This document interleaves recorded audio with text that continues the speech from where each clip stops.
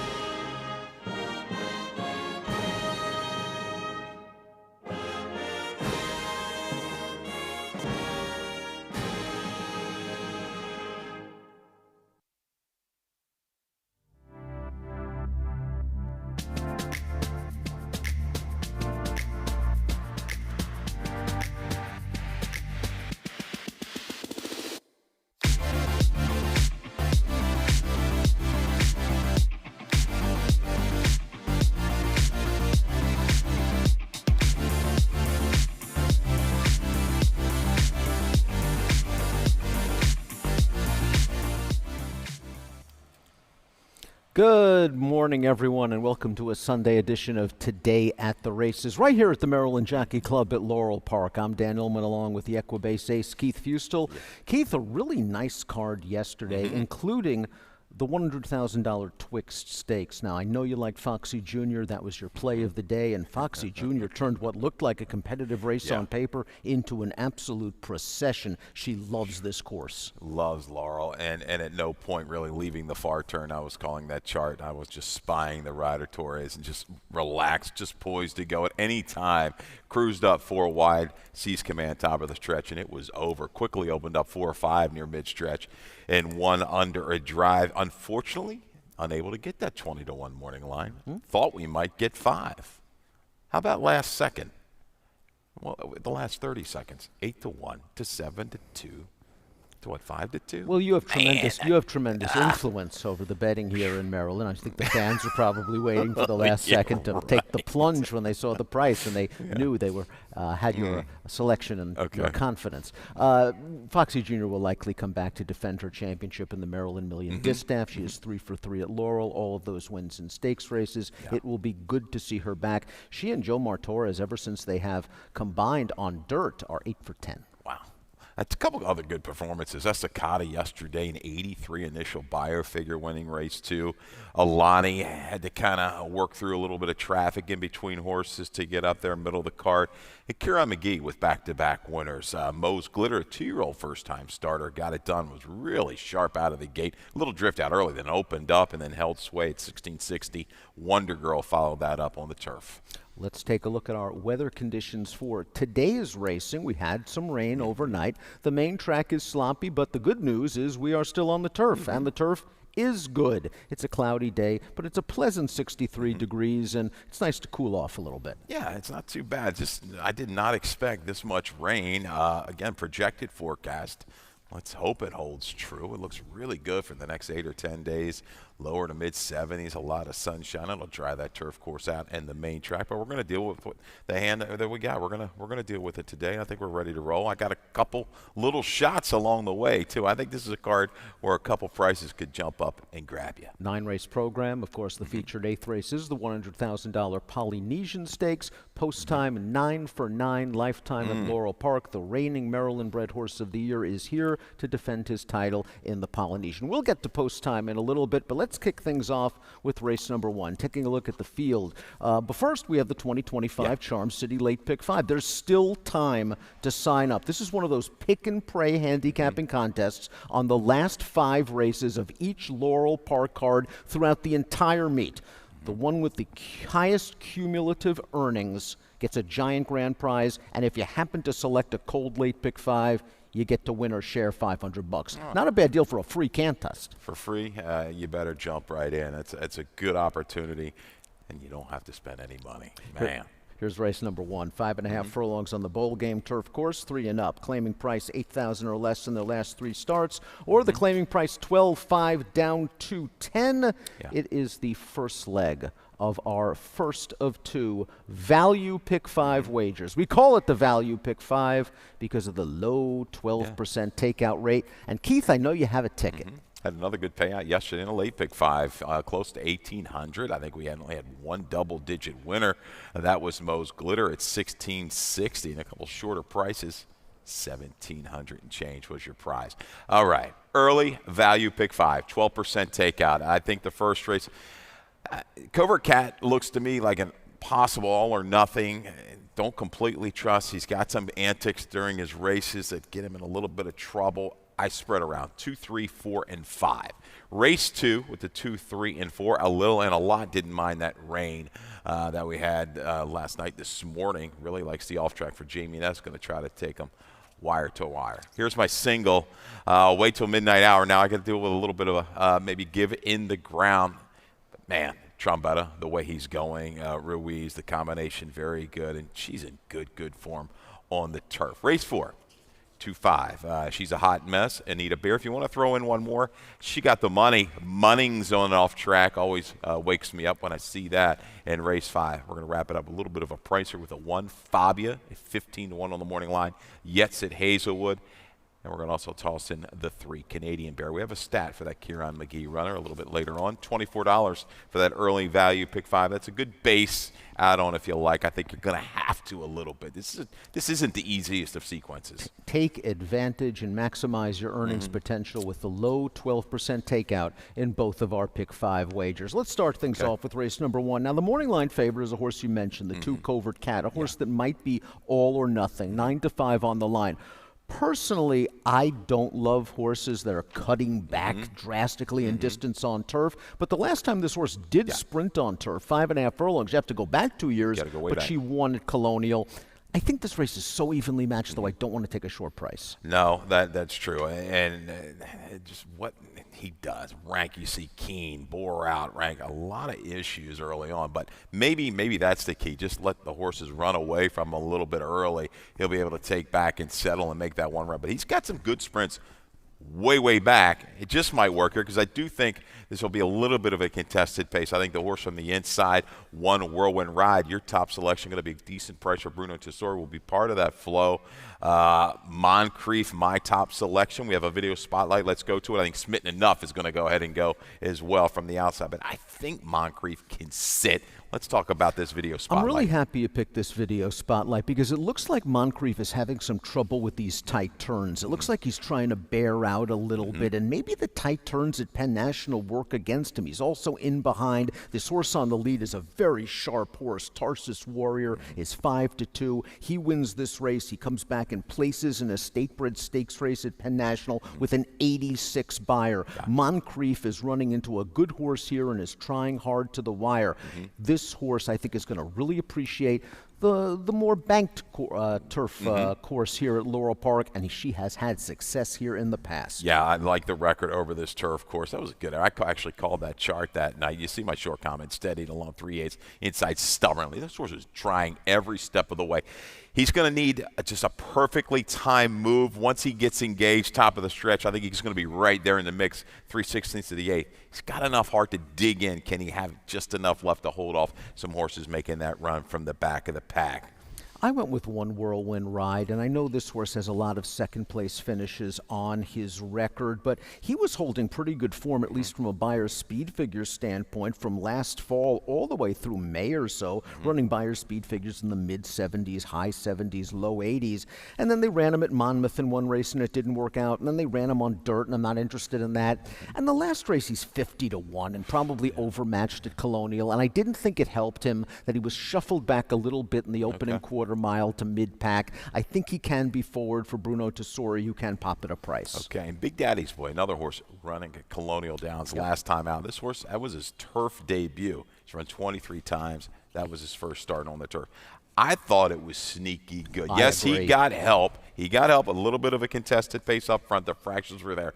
Broke slowly, stayed inside, was just slightly hesitant to go through along the inside, leaving mid-stretch. But once he got through, he picked things up, and I love the gallop out. I think he's going to fit perfectly in this spot at a good number, 10-1 morning line, Villalobos, Gina Perry. I agree with everything he's you up said against the right about horse. that horse. By the Seashore's a good horse. Absolutely. Yeah. That was a really kind of sneaky, tough trip. Like to see him break a little bit better here, but want to see him get to the outside and make a clear Okay. run. You mentioned Smitten Enough as the potential speed in this race. I agree with you. I think Smitten Enough is going to make the lead coming out of the gate. And I think Smitten Enough is a horse that's a little bit dirtied up because 2 starts back at Pimlico, you could argue this horse was in against tougher. Oh, that- Cactus was in excellent form at that point. Smitten Enough got caught up in a speed duel with a horse that was 6-1 and wound up finishing last. Smitten Enough at least hung in there for a while before tiring, and I liked that this barn, a barn that specializes sprinting on the turf, gave this one a prep at Timonium the other day to sharpen the speed. Yes, he's got the best of both worlds. I think he might have the fastest horse early. Smitten Enough, that's Hassan Alamri, and a closer in Claudie Boy sits back and makes that circling type of run with Toledo. This is a tricky little race. Covert Cat doesn't fire. It's anybody's horse race. I think Island Delight's another horse, the 5, you got to take into consideration. Looks like a spread to start off our first of 2 value pick 5 wagers with a low 12% takeout. Keith's going Moncrief 4-3-2-5. I'll go 1-4, 7, and 8. Let's move on to race number 2. Taking a look at this field, we're going a 1-turn mile on the main track. It's for 3 and up, which have not won 2 races since March the 7th, or which have never won 4 races. The claiming price 75 down to 6,000. Take out the 7, Southern District. This is the first of our 3 pick 4 wagers on the afternoon. It is a 50-cent minimum play. The pick 4s during the winter meet, during the spring meet, paid very, very well, and I would expect more of the same in the summer. Get involved. If you get knocked out of the pick 5, get back involved in the pick 4. If you're alive in the pick 5, get greedy and get involved in the pick 4. We want to start things off, Keith, with a horse that we both like in here, and that is the number 4, A Lil and a Lot. And this horse, I thought, always found a little bit more on the lead last time out. But what I really like about A Lil and a Lot, twofold. A, looks like the main speed in Okay. here. Yep. B, loves a wet track. Loves a wet track. C, you look at the conditions of the race. It's a 7,500, not won 2 races since March 7th, never won 4. This guy's won 3 for 8 this year. Recent win, the Open 5 doesn't count. He's a winner. This horse wants to get to the front, and I think he can. I think he can shake clear early. Rodriguez a little bit aggressive, maybe leaving the chute to go ahead and control it. We'll see if he stays just off the inside, see how this track is going to play, but A Lil and a Lot. I altered some picks here in race 2 because of what happened overnight with this rain. I originally liked Mr. Jefferson as a little bit of a value. Watch it burn me now. He just hasn't run as well on an off track as the 4, A Lil and a Lot. Mr. Jefferson could arguably be the best closer in this race, however, and maybe Sin Permiso, a horse that also really excels on the wet track, can take this race to A Lil and a Lot in the early portion of the race. And it's not like Pudge Boy Palace and Morning Thoughts are slow either. So Mr. Jefferson has a lot of back class and gets some plenty of weight off with a 10-pound apprentice. Great point about the 1. He could be a nuisance up front if he decides to go ahead and go. We've seen this horse run off the screen that one day. That was an impressive performance at a good number. I got to change it. I'm 4-3, 5, and 2. I'm sorry, I maybe didn't send in that edit in race number 2. 4-3, 5, 2, because the 7 Southern District is out. Mr. Jefferson, I'll talk about a little bit. I think coming back, dropping into a condition claimer is going to work. Maybe one of those victims of Colonial in the fact that the speed kind of carries. He was on a hard chase, just couldn't really kind of get a chance to relax and bring a finish. I think the jock, I think Brenton Arnold's going to be okay. I think he's going to gain some traction. 10-pound apprentice rider here for Lacey Gaudet. Couple races over to Timonium was watching him a little bit closer. I think there's some ability there. Keep an eye because you're going to get some prices with Brenton Arnold. So I go there, and I also go Pudge Boy Palace. Again, running back quickly. Corrales, doesn't bother me too much.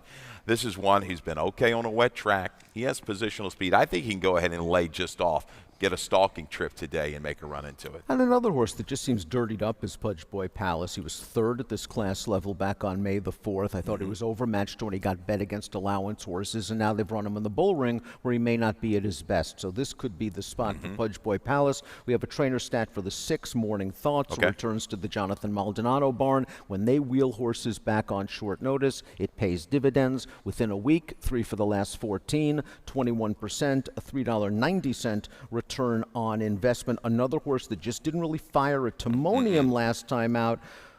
But I think this is a horse that is going to appreciate getting back to Laurel. He won over this course in distance back in June, but he got a little bit of pace help. Yeah, he's better at Laurel. And again, he was just caught wide every step of the way around the turns. Just never got into gear. I was against him at a short price there. I just didn't think that race was going to be suitable for him. But today, coming back to a track, he's really thrived here. Look, 6 wins out of 18 starts with 3 seconds in 5/3. He's back to his favorite track. But we'll see if Jamie Rodriguez can control things on the lead, or at least be close to it when they turn into the long stretch. We like a little and a lot. 4-3-5-2 for Keith. 4-6-5-2 for me. Race number 3 is an allowance race on the Exceller turf course. We're going 5.5 furlongs for fillies and mares 3 and up, which have not won a race other than maiden, claiming or starter, which have never won 2 races. The 3 wait till midnight hour we'll talk about in a minute. But first, this is the first leg of our middle pick 4 wager. 50-cent minimum bet once again. We've got early, middle, and late on 9 race programs. Wait till midnight hour, 9 to 5 on the morning line. Deservedly so, considering what we've seen from this horse in the past. And we do have a video spotlight on the 3. Wait till midnight hour. Yeah, came back in very, very good form at Colonial Downs, off a little bit of a break from March to mid-August. But wait till midnight hour. We're going to pick up the trip around the turn. Hung out a little bit wide, coming about 4 wide here, top of the stretch. Brings a run, just kind of denied. We talked about this race and this horse, Sophia, who's come back to run well on the jump up in class. And Silver Trinket's also in this race. We're going to show this race again later. Maybe we won't. We don't need to bring that video back for Silver Trinket, who was in here as well, lacking a little bit of room in behind. Maybe we will. But we will. I thought wait till the midnight hour. Still ran credibly. Big number. Maybe, again, slightly inflated at Colonial. Not sure, but she fits against these. I think she's going to get a perfect inside-out trip this afternoon. That pace was very fast, and she made the first move into the pace, and you saw that a late kicker just got her at the end. And I think the pace here will be more reasonable. I think it'll be slower. That could help her late kick. And Michael Trombetta, the barn going so well. 3 winners on opening day Friday. Second off 120 to 180 day layoffs recently. 27% winners, almost a $3 return on investment. This horse has excellent tactical speed. Keith, let's talk about the 8 Shine On Moon. This horse looked so good rallying in all the way back in the career debut. The only time, by the way, this horse ever ran on a wet turf course, she won. Yeah, it was a really, really good effort back in June prior to the break. A little bit of a layoff, but that was a good field. Makes that run, wins off clear at 3/4. Okay, may have to be put in the ball game a little bit sooner, but is right behind wait till the midnight hour, going back on the page, freshened up 5th different rider in as many starts. Nobody wants to consistently stay on Shine On Moon, but I think she's good here. This is an interesting race from a pace flow standpoint. I think in my memories, first-time turf for Ferrier is going to go ahead and try to make a run and steal this on the front end. Lady Ensign, I don't know if she's got quite that kind of speed. The Jimmy Creeds we've seen it stretches, so if you want to throw in the 5 at a little bit of a number, you may want to do so. But I'm going to key around the horses I think are going to make this run from just off the pace. The 3 wait till midnight hour, the 8 Shine On Moon. Shared Shenanigans out of a really good mare, sharing grade 1 type. This is going to be second Lasix turf. Faced mainly, I know that was an open race at Woodbine. It was mainly fillies in that race when I went back and looked. But I think she can kind of jump up and make a little bit of an improvement. The 9 Worth a Dime is a horse that I think is worth a chance because her debut was the only time she ran on a good turf course, much like Shine On Moon, and she kicked very powerfully for Tim Keefe and beat Yo Adrian, a horse that won here yesterday that seems to have a little bit of ability. Ran second to Shine On Moon and only her second lifetime start while conceding significant experience to that horse. And then last time out, maybe it was just simply the Colonial factor. Didn't perhaps handle that course when behind wait till midnight hour. This horse is going to appreciate getting back to this surface. The key is stay close because I don't think the pace is going to be blazing. I agree with you. The 5 and the 1 are the pace setters. Okay. 3, 8, 4, and 1 for Keith. 3, 9, 8, and 2 for me. In race number 3 on Sunday at Laurel Park. Race number 4, 7/8 of a mile. It's a maiden claiming race for fillies and mares 3-year-olds and up. The claiming price $12,500 down to $10,000. Maryland breds are eligible for the $15,000 price. Pick 6. First leg, this is of our 20-cent Chesapeake Pick 6 jackpot wager. The carryover, we're slowly growing. We're up to $1,513. If you happened to pick the winner of all of the final 6 races on the card, and you're the only one to do it, you get the entire pot. That's how the jackpot wager works out. Taking a look at race number 4, we'll move over our picks right now. Keith, you like the 2, She's a Hot Mess. I like the 2, She's a Hot Mess. She's a Hot Mess runs well on wet tracks. Yes. She's a Hot Mess has best races have come at Laurel Park. And last time out, just kind of, I just thought the track worked against her. She runs against a runaway on a speed-favoring surface. You see that a lot at Delaware Park, it seems, and going back. But I've got her listed, one word next to her. She's a trier. You know, she's not super fast. Jason Smith with a win on opening day. Good to see. A smaller barn got it done. Anita Beer is going to be an awfully short price for Kenny Cox, and rightly so. On the drop down, we do have a stat for that. Well, let's talk about She's a Hot Mess. I think the blinkers going on is going to be the key. To stay close and grind it out at 7/8, I think she's got the heart to carry that last eighth of a mile. I like horses cutting back in distance from 1 mile to 7 furlongs, 2 turns to 1. I think it gives them plenty of stamina. The blinkers on will allow this horse to be closer to the pace. And again, speed did very well at Delaware that day. She's a Hot Mess tried to rally from the back, finished up on her wrong lead. The blinkers might help her focus. Getting back to Anita Beer, again, congratulations to Kenny Cox, 400th win recently at Timonium. Look for 401 with Anita Beer. And when this barn cuts him back in distance, route to dirt sprint, pay attention. 5 for the last 17, 29% to $3.31 ROI. Just another horse that really didn't fire last time out at Colonial, arguably against a much better field. I think we'll see a lot more speed here. I didn't know where that speed came from 2 races back. I was a little surprised going 3/4. Was up close to that early internal 22 and 3, 46 and change. Now, best race on her page, visually to me, had a little hiccup out of the gate, but straightened and corrected at Pimlico over a muddy sealed surface, similar to what it might be in race number 4 today. This horse finished up quite well, but looking at the rest of the field, I think she's got to be fairly close. She's going to try to stalk and pounce.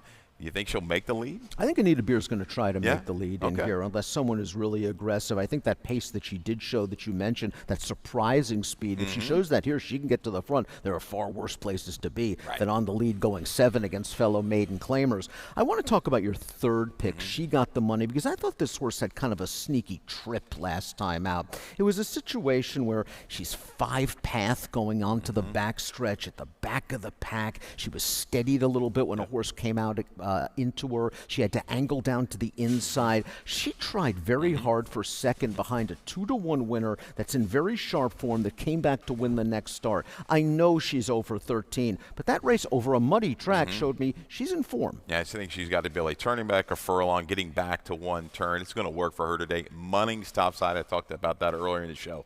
Always respect that on an off track. You're going to get that today. I think she's got the money.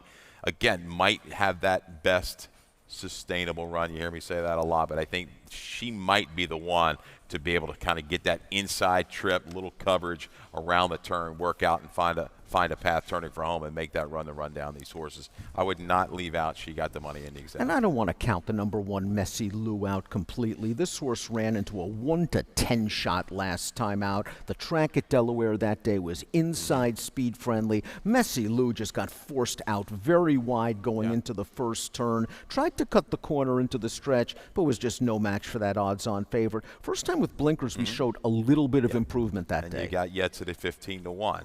Do not leave out a rider like Yetsit Hazelwood at that kind of number. Not only because of his talent, but because she gets weight. Messy Lou gets 15 pounds from horses like the morning line favorite, Anita Beer. Maybe She's a Hot Best feels pretty in blinkers. 2-5-4-3 for you, 2-5-1-4 for me in race number 4. 4 down, 5 to go on a Sunday morning at Laurel Park. We'll be back in a minute, and when we return, it's the second late value pick 5 wager.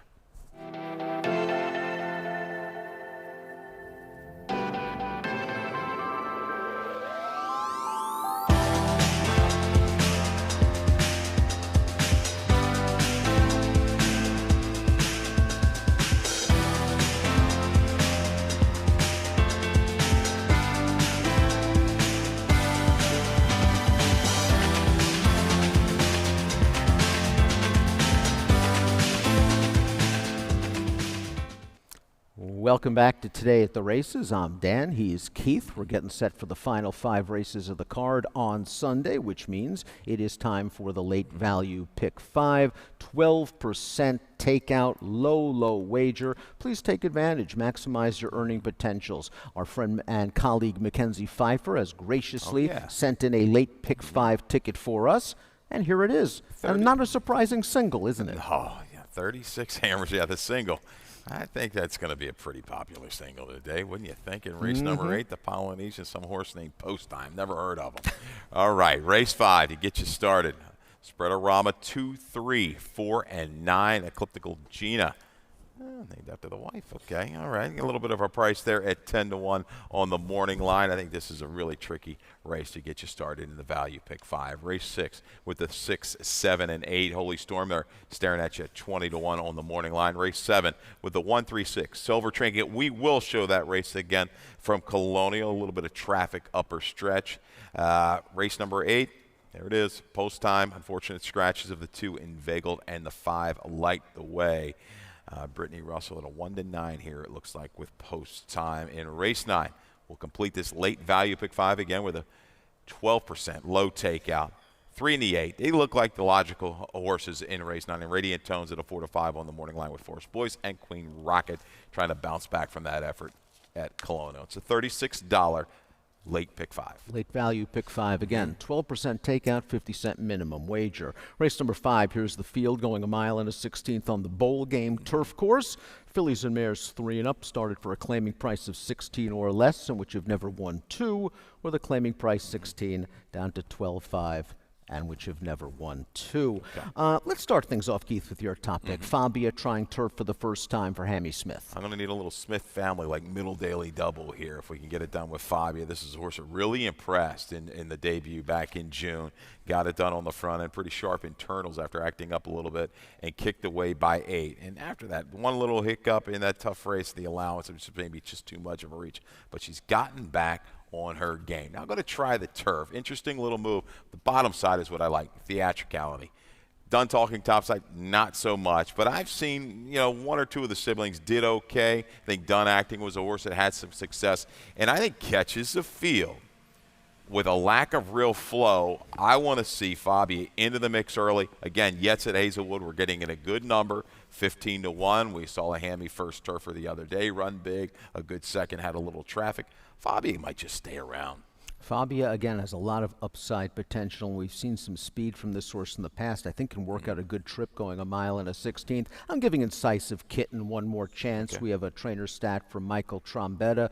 Second after 61 to 120-day layoffs on turf, 11 for the last 43, 26%, a 263 ROI. I've been following Incisive Kitten since her last start last year, a race where I thought she had to alter course twice in the stretch, in behind horses, and was still running on. Since then, they ran this horse off the layoff. Okay, I was willing to give her that race. Maybe she was overmatched for the 25,000 starter, 2 starts back. She did nothing last time out at Colonial, but her 3 races at Colonial have all been bad. I think she's better here at Laurel. I want to give her one more chance at 12.5, second off the layoff. A bunch of horses here with very similar running styles. They lag a little bit, 5, 6, 7 out of it. Far turn, they try to ramp up a grinding run to get it done. You look at Scholar, you look at Canadian Bear, Incisive Kitten the same way. I think the speed's going to come from the 7, Princess Clemmy, Suzanne Sistenius. Congrats getting the win, I think, the other day on the front end. But I think the 1 and the 7, they're the flow. Okay, who's going to go ahead and make that run? I think Canadian Bear going second time off the claim for Kieran McGee. He can get that good covered up trip. A jump up with some traffic last time out. Check first turn of Colonial. Back to the right kind of level. We got a stat for trainer Kieran McGee. You don't really see this a whole lot with the turf runners. If we can go to the stat for the 3, Canadian Bear, guys. But there it is. Trainer Kieran McGee, the last 3 years on the turf, 5 for 18, second off the claim with a good ROI of 263. I like that. I like the positioning down inside with Centeno. Nice class relief, I think, here for Canadian Bear, who was in against a horse named La Cantera last time out. That horse came back and ran second in a $30,000 claimer at Colonial, earned a 72 buyer. Canadian Bear just fits very well here. Scholar will throw up that trainer stat again. I think Scholar's going to be up and on the lead in here. Scholar going out for Trombetta, who's barn between August 5th and September the 3rd, not counting the 3-win day on Friday, 28%, 228 ROI. Interesting that this horse had the claim voided last time out at Colonial. Didn't show a lot of early speed in that race, but the big win came. Turf debut over this course and distance when she got to the front. Got to the front, was able to slow it down. I don't know if she's as quick as a couple of these other horses, but again, might be forward enough. And the move in post position, another outside-inside move that I like here, going 8 post, 10 post, the last two. Going to be able to save a little bit more ground to finish that last out winner battling time. Brittany Russell horse came back to win at Colonial. We both have the 2 Ecliptical Gina in this field. I thought Ecliptical Gina ran well last time out, wired by a 9-2 favorite at Penn National. I like the way the jock handled this horse. Avoided a wide run on the turn, stayed inside, got the split, and this horse ran on for second. A horse that she finished ahead of came back and earned a 61 buyer in her subsequent start. I can see Ecliptical Gina doing better with a tactical trip. The blinkers went on, 2 starts back. I think this horse has a little bit more tactical speed, and I like it's the second route in a row. I think we're going to see a little bit more finish, and didn't get the help up front that she needed at Penn. I think she just might get a little bit more this afternoon. Again, another horse like Canadian Bear and Scholar. I like these horses to be able to save ground, anything that can kind of help them till they make that final run, say from the quarter pole home, because if you're hung way, way wide, that could be really troublesome from the far turn. You're going with a price here, though. 15-1 on the morning line for Fabia, making the debut on turf. I'm giving one more chance to Incisive Kitten. 1-3-2-4 for Keith, 8-2-4-6 for me. Race number 6, 5.5 furlongs. It's a maiden claiming race. It's one of the toughest races in the card, in my opinion. 2-year-old fillies claiming price 16 down to 12.5. Maryland breds eligible for the 20. It is the first leg of our final pick 4 of the afternoon. Again, we have 3 of them with a 50-cent minimum wager. We can go so many different ways in here, but we do have a video spotlight highlighting 2 of the horses in this race. The 8 Holy Storm, the 7 Final Engagement. Yeah, the Holy Storm going to be a little bit better number, but Final Engagement broke very, very sharp this particular afternoon from the inside post. That is not easy to do first out at the Big T. Holy Storm just a slight hop in the air. Holy Storm a little traffic there midway on the turn, but Final Engagement is sharp, battles on inside, gives way to a horse that had experience, a Corrales runner who actually showed pretty good speed and fought it out a little bit against Maiden Special Weight Company. So take nothing away. I did not expect that kind of debut from Final Engagement. It was much improved than I thought, comparing that, looking at the siblings. Good effort. Holy Storm, sneaky good with some trouble to rally on late. This has 3 winning sibs, those Holy Storms. So take a little value shot here with the 8. 8, 7, 7, 8. I will key around those 2. But I do like your horse, Rondora Run. Also out of the race. Didn't finish too bad. Didn't finish too bad. Maybe didn't care for Timonium that day. Claudio generally has good numbers second time out. I wish there was a little bit more black type on the bottom of this pedigree, but I'd like to see improved speed breaking from the rail. She really's got to get out of there going 5.5. I don't want her in behind horses and tasting dirt again. I think this race could be won by the Swiftest, and the Swiftest could be the number 2, Kuaga, based on the speed that she showed in her career debut at Delaware. Now, she was up close to the pace at Timonium last time out, but maybe a half mile is a little too sharp for her. 5.5 speed, that works. The first 1/8 of a mile can really throw them off their game there. It hustled off. This horse kind of dropped back a little bit, stayed willing enough through the stretch. I like the effort to the wire. A couple races under her belt. You're right, experience could pay big dividends here for Kuaga. Blind Love, another horse, didn't really run very well at Timonium. That was a race where speed dominated, 1, 2, 3, 4 all the way around the track. Maybe Blind Love needed the experience for Jerry Robb. Second time out, I'm expecting an improved performance. And looking at that family bottom side, I think they want a little bit more ground. You're going to get it here going out from a half mile to 5.5. I'll let you touch upon the 4, Max Power. Interesting. We put in there in the handicapping guide again. Make use of it. It's there. It's free every racing card. And we talk about the rider's choices. Where do they go? What about Yetsit in this race? Hazelwood was originally listed on 3 horses on the overnight. The 3 Little Miss Can't Be Wrong, the 6 One Hit Wonder, and the 4 Max Power. Yeah. He's going to choose Max Power, Yeah. despite the fact that Max Power ran a 0 buyer in the debut. But Max Power was at Saratoga that day, running against worlds different competition. This filly's got a little bit of pedigree, being by Maxfield, who was an okay horse on a wet track as well. I think we're going to see the real Max Power today. And these Maxfields, they have come out a-running. 8-7-1-2 for Keith, 1-2-5-8 for me. Spread in multiple race wagers. Race number 7 is at 5.5 furlongs on the Exceller Turf Course. Fillies and mares 3 and up, which have not won a race other than Maiden Claiming or Starter. Take out the 4 Weekend Wife. Take out the 8 Air One.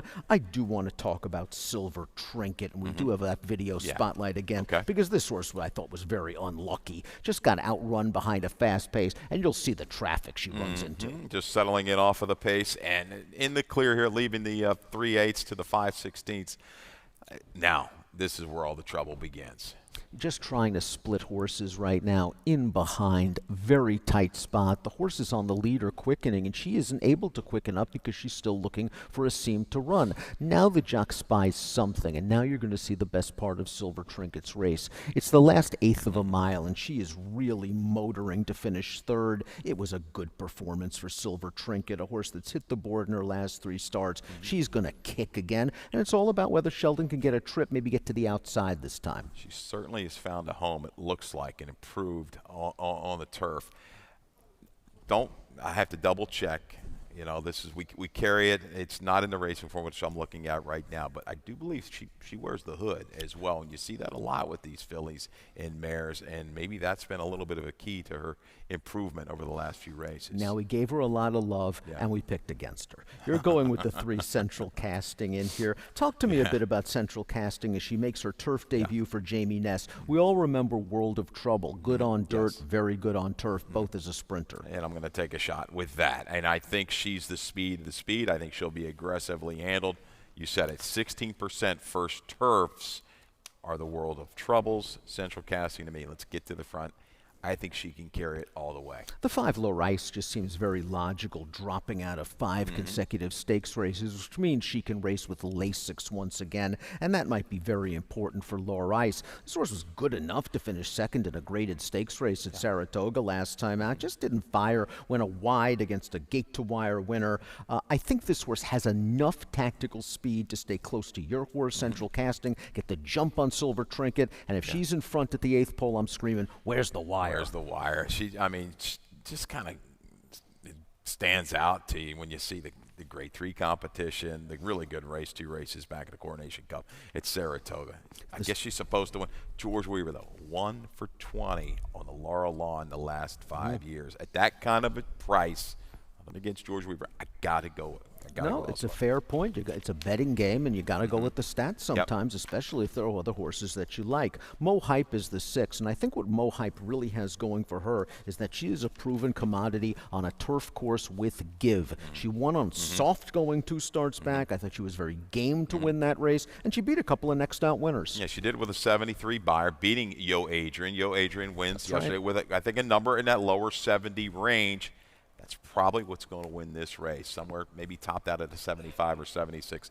Again, the advantage of having that experience over a softer turf course. A lot of things going on in race number 7. Silver Trinket off the trouble trip. Central Casting with the turf breeding on top. Laurel off the drop-in class. Mo Hype, perhaps a horse for a wet course. 3-1-5-2 for Keith. 5-1-6-7 for me. Time for the feature. Race number 8. It's the Polynesian Stakes. It's 100 grander going a 1-turn mile. We'll scratch Inveigled. We'll scratch Light the Way. Post time was 4-5 on Ed DeRosa's Horse Racing Nation morning line. Likely now after these scratches going to be 1-9, and why not? He's the reigning Maryland-bred horse of the year. He's 9 for 9 at Laurel Park. He won this race last year. We have a video spotlight for one of our favorites, Post Time. Yeah, Post Time. We're going to go back to the deputed testimony, if I'm not mistaken, and again, follows things up. Has to count. It was a little tough to settle early. A little rank that we got in the short comment and just sitting there waiting and waiting and waiting to the quarter pole. Instead of going out, going to go ahead and try to find a split. It does find the split. A little bit of contact there, looks like, nearing the 3/16, but response to the pressure, going to go ahead and widen against a really nice horse and awfully cool. He's all racehorse, wins off and beats speediness as well. But 3 and change here under a steady hand ride for Sheldon Russell. Not the easiest of trips last time out at Saratoga. He is obviously the horse to beat, the most likely winner on the entire program by a long way. But sometimes these 3-horse fields can become a race rider's race, and a race where tactics come into play. Post Time, I think, has shown a little bit more tactical speed this year since the blinkers have gone on, but he's likely still going to be last in the early stages. Is there a chance a horse like the stretch-out sprinter Northern Flame can get to the front and back down the fractions? And if he does, will it even matter? That's, I don't think, but we've seen things on racetracks before, and strange things do happen. Also, Maruta coming off of the Lasix. This is another one.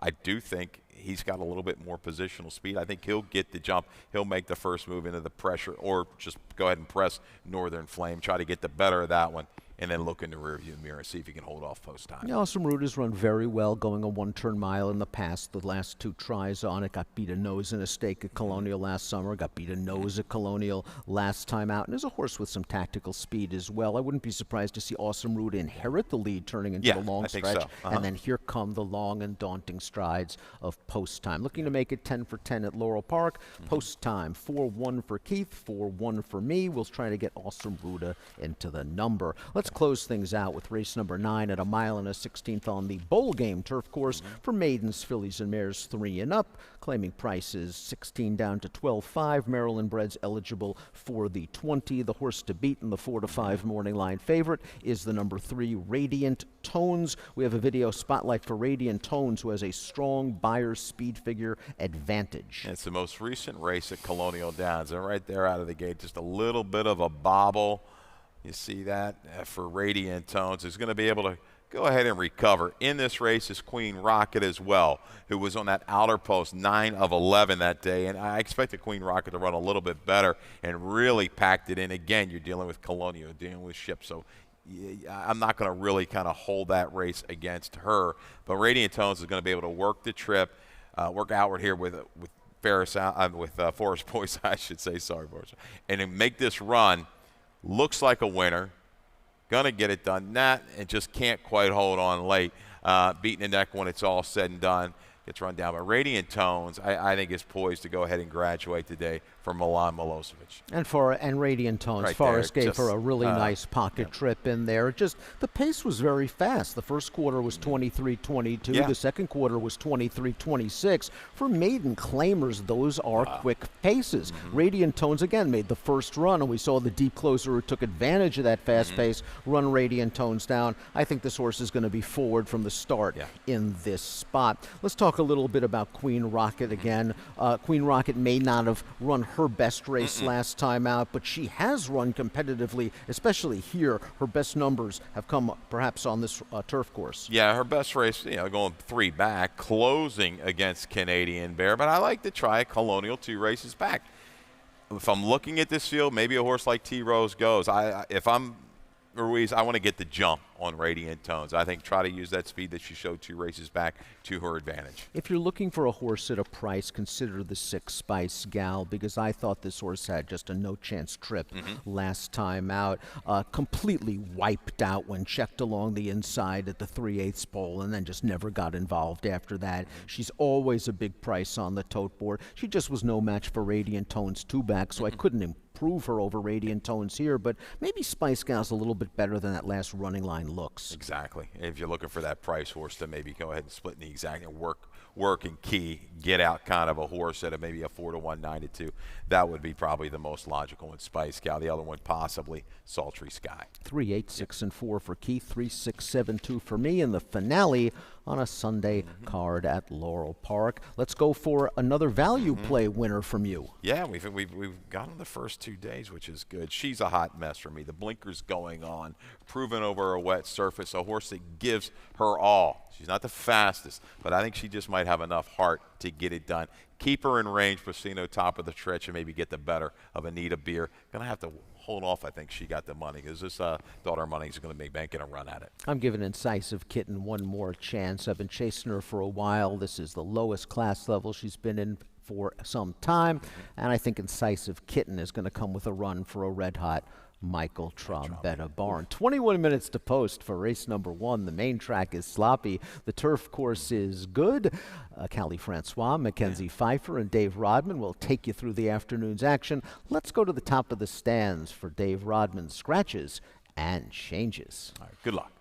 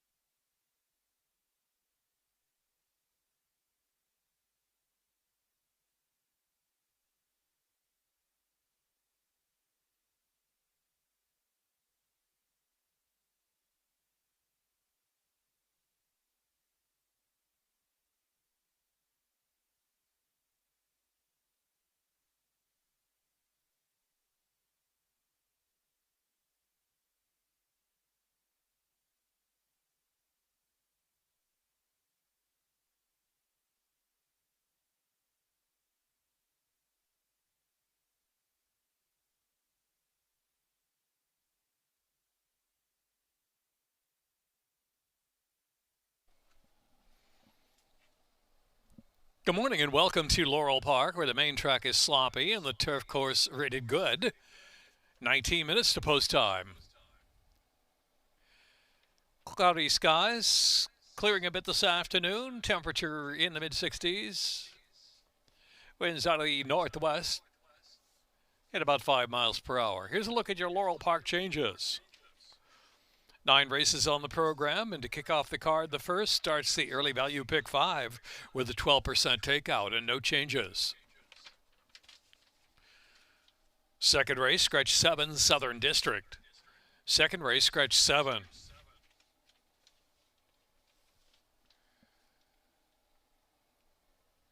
Third race, no changes in the third. Fourth race, start of the Chesapeake pick 6, no changes.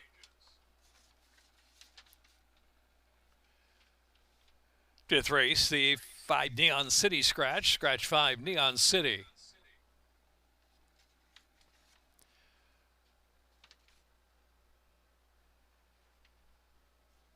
In the sixth race, 5 Blind Love 1 over, 7 Final Engagement 1 over. Seventh race, scratch 4 Weekend Wife and scratch 8 Air 1. 4 and 8 out of race 7. Eighth race, the Polynesian Stakes. Scratch number 2 inveigled. Scratch 5, Light the Way. 2 and 5 scratched. No place shows superfecta trifecta wagering 8th, the Polynesian. Ninth race, no changes. Following the ninth race, we'll have races 10 through 15 from Morelos, Uruguay. Track rated sloppy to start the day. Turf course is good. Early value pick 5 starts to the opener, 12% takeout.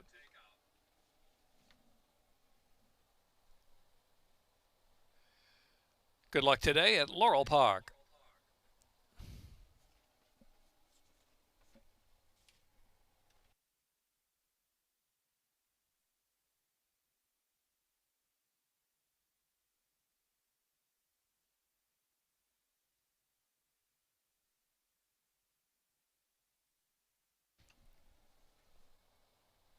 Just a quick reminder, there's still time to register for the Charm City Handicapping Challenge Contest, a free online meet-long tournament. Handicap the last 5 races on each Laurel Park program and earn cash prizes throughout the meet.